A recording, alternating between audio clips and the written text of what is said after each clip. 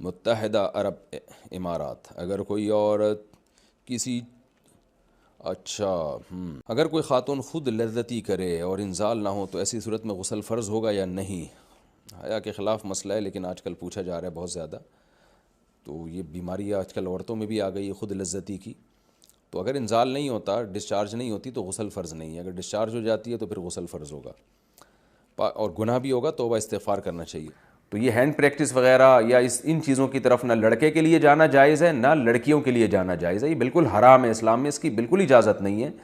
सूरह क़द अफ़लहल मुमिनून में भी अल्लाह ने हुक्म दिया और सूरह मारिज में भी कि इल्ला अला अज़वाजिहिम, कि मर्द अपनी बीवी के अलावा और औरत अपने शौहर के अलावा किसी तीसरे रास्ते से अपनी ख्वाहिश पूरी नहीं कर सकते, ना हाथ के ज़रिए ना किसी और ज़रिए से।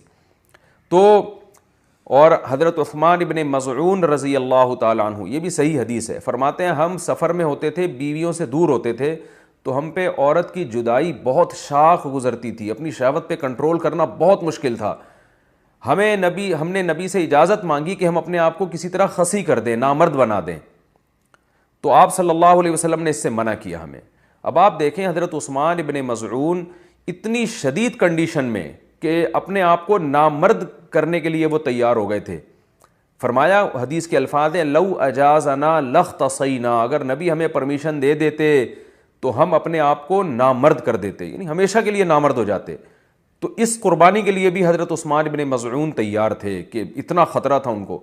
लेकिन ना उन्होंने नबी से पूछा कि क्या मैं हाथ से अपनी ख्वाहिश पूरी कर सकता हूँ, ना नबी ने उनको बताया कि तुम यानी हाथ के ज़रिए मजबूरी में अपनी ख्वाहिश पूरी कर लिया करो। ना ना ना ना ना, नबी ने उनको भी हुक्म दिया ऐसे मौके पे, तज़व्वजुल वदूद अल वलूद फ़इन्नी मुबाही बिकुमुल उमम, मोहब्बत करने वाली औरत से और औलाद जनने वाली औरत से निकाह करो, मैं तुम्हारी कसरत पे क़यामत के दिन फ़ख्र करूँगा। तो आप सल्लल्लाहु अलैहि वसल्लम ने बज़बान हाल बता दिया कि ये जो अल्लाह ने तुम पर, मर्द पर इतनी शहवत मुसल्लत की है, ख्वाहिश मुसल्लत की है, इसकी वजह यह है कि अल्लाह नस्ल चाहते हैं कि मर्द और औरत का मिलाप हो। तो मर्द और औरत को एक दूसरे से दूर रहने के लिए पैदा नहीं किया है, मिलाप के लिए पैदा किया है।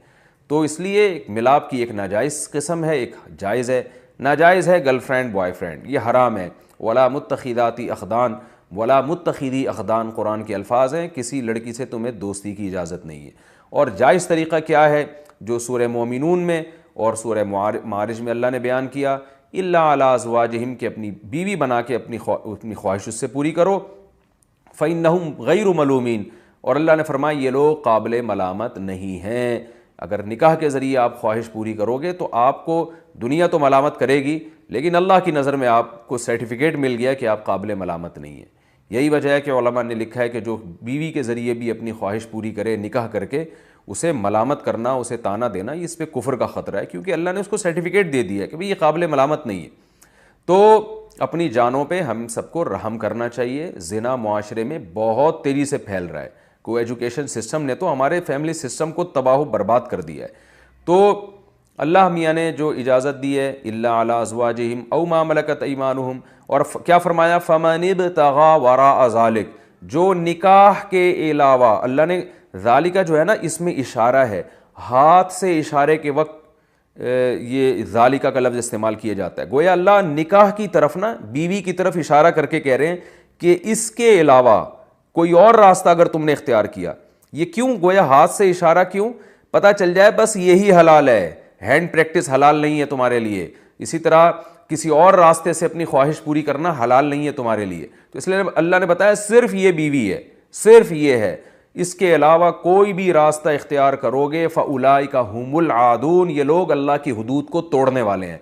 तो याद रखें, किसी मुफ्ती के फतवे की बेस पे या किसी स्कॉलर के फतवे की बेस पे ये इसको जो हैंड प्रैक्टिस है इसको हलाल करने की इजाज़त नहीं है। कुरान में अल्लाह ने बहुत वाज़ेह फतवा दिया हुआ है इस बारे में। तो इसलिए आजकल नौजवान बहुत तेज़ी से इस तरफ जा रहे हैं, तो बहुत एहतियात की ज़रूरत है इसमें। ये नौजवानों का मसला है, आजकल बहुत ज़्यादा पूछते हैं कि जी हैंड प्रैक्टिस की आदत पड़ जाती है, तो कहते हैं मैंने यूट्यूब पर इस अमल से बचने के लिए काफ़ी सर्च किया कि कोई तरीक़ा मुझे मिल जाए, लेकिन सिर्फ वजीफ़े ही बताए गए हैं। तो क्या इससे बचने के लिए सिर्फ वजीफ़े काम आते हैं, कोई और हल है? इंडिया से किसी ने पूछा है ये। तो मसला ये है कि ये वजीफ़ों से नहीं छूटती है बीमारी, वजीफ़ों से तो इसका कोई ताल्लुक़ नहीं है। सबसे पहली बात तो ये जल्द से जल्द शादी करें आप। निकाह ना करने के ये वबाल हैं कि इंसान उल्टे सीधे कामों में लग जाता है, एक बात तो ये। दूसरा, अपना कॉन्सेप्ट क्लियर करें इस बारे में। आजकल बाज़ डॉक्टर इसको बहुत प्रमोट कर रहे हैं और कह रहे हैं इससे सेहत को कोई नुकसान नहीं होता, तो ये बात बिल्कुल गलत है, इससे सेहत को नुकसान होता है। इस बारे में एक और डॉक्टरों की राय भी यही है, ये नहीं जो मैं बात कर रहा हूँ, इसको भी डॉक्टर इसकी तायद करते हैं। बाज़ डॉक्टर कहते हैं इससे नुकसान होता है। और सबसे बड़ी बात ये कि डॉक्टरों की तहकीक बदलती रहती है। एक चीज़ जो नेचर के ख़िलाफ़ है, एक चीज़ जिससे इस्लाम ने रोका है, वो सेहत के लिए मुफीद नहीं हो सकती। एक प्रोसेस रखा है ना, एक नेचुरल प्रोसेस रखा है, आप उससे हट के किसी और तरह से अपने आप को डिस्चार्ज करना शुरू कर दें तो ये कैसे पॉसिबल है कि नुकसान नहीं होगा। आज डॉक्टर कह रहे हैं नुकसान नहीं है, कल यही डॉक्टर कहेंगे तबाही बर्बादी हो रही है। तो पहली बात तो अपना एक कॉन्सेप्ट क्लियर करें कि इससे सेहत को नुकसान होता है, क्योंकि अगर आपने ये मान लिया ना कि नुकसान नहीं होता तो फिर मोटिवेशन और ज़्यादा कमज़ोर हो जाती है। इससे इंसान कहता है कि कोई नुकसान तो है नहीं तो करते रहो। तो आखिरत का तो नुकसान है, दुनिया का भी इसमें नुकसान है आपका, और वो नुकसान मेंटली भी नुकसान होता है और बॉडी को भी नुकसान होता है। इस पे मैं दलाइल से क्लिप रिकॉर्ड करवा चुका हूँ, अभी मैं इसकी डिटेल में नहीं जाऊँगा। आप मेरा वो क्लिप सुन सकते हैं, यूट्यूब चैनल पे मौजूद है वो, कि इससे बॉडी को, सेहत को क्या क्या नुकसान होते हैं। और ये जो डॉक्टर लोग कह रहे हैं ना कोई नुकसान नहीं, बिल्कुल गलत कह रहे हैं। कल कह देंगे कि नुकसान है, तो साइंस की तहकीकात बदलती रहती हैं और बहुत से डॉक्टर कह भी रहे हैं कि नुकसान है इससे। तो दूसरी बात ये कि इसको एक तो अज़म करना है कि आपने इसको छोड़ना है। जब तक आप पक्का अज़म नहीं करते कोई काम होता नहीं। दूसरा काम आपने ये करना है कि जी आप ये देखें कि किन औकात में आप इस अमल में ज़्यादा मुब्तला होते हैं। आम तौर पे नौजवान जब रात सोने के लिए लेटते हैं तो नींद नहीं आ रही होती, तो फिर इस तरफ दिमाग जाना शुरू हो जाता है। तो आपने सोने के लिए उसी वक्त लेटना है जब गहरी नींद आना शुरू हो जाए, और लेटते आप मोबाइल दूर रखें अपने आप से, और लेटते ही आपकी आँख लग जाए, ऐसा टाइम होना चाहिए। किताब भी रखें अपने सामने, अपने सिरहाने पर, किताब का मुताला करते करते सो जाएं। स्टडी करते हुए बहुत अच्छी नींद आ जाती है इंसान को। ऐसे तकिया लगाया, स्टडी करना शुरू किया और सो गए। ये काम भी करें आप। दूसरा काम क्या करना है आपने, एक्सरसाइज की आदत डालें।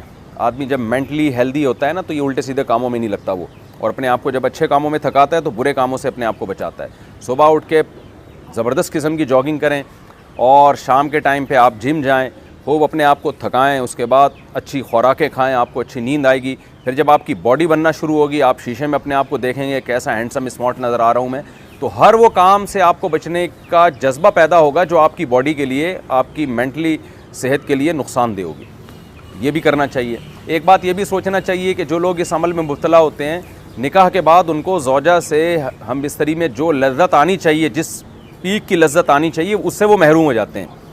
और ये भी है कि जब ये ज़्यादा आदत पड़ती है ना तो निकाह के बाद भी ये काम फिर छूटता नहीं है, यानी शादी के बाद भी ये इंसान इसी से सेटिस्फाई होता है, तो बहुत टाइम लग जाता है फिर छोड़ने में उसको। तो और एक अहम काम ये भी करना है कि ये जो हैंड प्रैक्टिस की आदत पड़ती है लड़कों को, बदनज़री की वजह से पड़ती है। आपने फौज फिल्में देखी, लड़कियों को देख रहे हैं, इधर उधर आप गलत चीज़ों को देख रहे हैं, ज़ाहिर शहवत भड़कती है, फिर उसे इंसान जब तक पूरा ना करे तो सेटिस्फाई नहीं होता। तो ये सारे इसके नुकसानात हैं। ये सब काम जब आप करेंगे, ये सब जो सोचने का काम है वो सोचेंगे, और जो करने का काम है आप वो करेंगे। टाइम पे सोना, टाइम पे उठना, जॉगिंग करना, जिम जाना, फिर मुफीद कामों में अपने आप को खर्च करना, स्टडी, मुताला, कोई नई ज़बान सीखना शुरू कर दें। तो जब आप अपने आप को बिज़ी रखेंगे, और सबसे पहले शादी की जल्द से जल्द फ़िक्र करनी है आपने। अच्छा, बाज़ हकीम लोग डरा देते हैं कि जी आप तो ये करते हैं तो आप तो शादी के काबिल नहीं हो। भाई आपको तो ज़्यादा ज़रूरत है शादी की, आपकी बुराई छूटेगी नहीं जब तक आप शादी नहीं कर लेते। यानी सही पूरा वेश इस बुराई से बचने का तो जो सही प्रॉपर तरीका है वो तो यही है। तो ये सारे रास्ते आप इख्तियार करें। फिर भी अगर गुनाह हो जाता है तो अल्लाह ताला से तौबा इस्तिग़फ़ार करें। और एक अहम बात यह कि अपने ऊपर कोई जुर्माना भी रखें। ये जितने मैंने पॉइंट बताए ना, आप एक कॉपी में लिख लें सारे के सारे, तो एक जुर्माना भी रखें, या रोज़ा रख लिया करें कि भाई मेरे से जब ये गुनाह होगा मैं कल एक रोज़ा रखूँगा उसके बाद, या मैं इतने पैसे सदका करूँगा। तो सज़ा भी दें अपने आप को। इस तरह इंशाअल्लाह आहिस्ता आहिस्ता ये गुनाह छूट जाएगा। और इसके साथ सुबह शाम ज़िक्रुल्लाह, कोई वजीफ़ा नहीं, जो ला इलाहा इल्लल्लाह की तस्बीह है वो उसकी भी पाबंदी करें, और अहलुल्लाह के बयानात भी सुना करें। इंसान में जब अल्लाह का खौफ होता है तो गुनाह से बचना उसके लिए आसान होता है। बाकी ये खूब समझ लें, इसका ताल्लुक़ वजीफ़ों से नहीं है।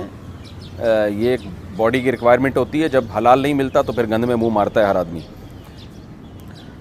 अच्छा भाई, कहते हैं कि क्या मुजज़नी का गुनाह माँ बाप को भी मिलता है? क्या मुजज़नी से सिर्फ बच्चों को गुनाह मिलता है, इनके वालिदैन भी इस गुनाह में शामिल होते हैं? अगर बच्चा कमा रहा है, उसको रिश्ता मिल रहा है, और फिर भी माँ बाप उसको शादी नहीं करने देते, फिर अगर वो बच्चा किसी भी गुनाह में मुब्तला होगा तो माँ बाप भी बराबर के मुजरिम होंगे। लेकिन अगर बच्चे में इस्तिताअत ही नहीं है निकाह करने की, तो फिर अगर माँ बाप निकाह नहीं करते उसका, तो माँ बाप पे अपने खर्चे पे बेटे का निकाह करना लाजिम नहीं है। हाँ, बेटी का तो लाजिम है, बेटे का लाजिम नहीं है। तो फिर ऐसी सूरत में माँ बाप गुनाहगार नहीं होंगे, क्योंकि वो तो आप में ही एबिलिटी नहीं है निकाह करने की, तो माँ बाप का क्या कसूर है इसमें। तो लेकिन अगर आप में काबिलियत है और आपको रिश्ता मिल रहा है, उसके बावजूद भी माँ बाप रुकावट बन रहे हैं कि नहीं जी, जब तक इतनी सैलरी नहीं हो जाती, इतना नहीं कमा लेते, हम नहीं करेंगे, फिर माँ बाप भी मुजरिम होंगे। फिर औलाद से अगर कोई गुनाह होता है तो ये बात लिखी हुई है और शरीयत के उसूल के मुताबिक भी है कि फिर जो है अगर औलाद कोई गुनाह करती है तो औलाद भी गुनाहगार होगी और उसमें माँ बाप भी उनके साथ शरीक होंगे।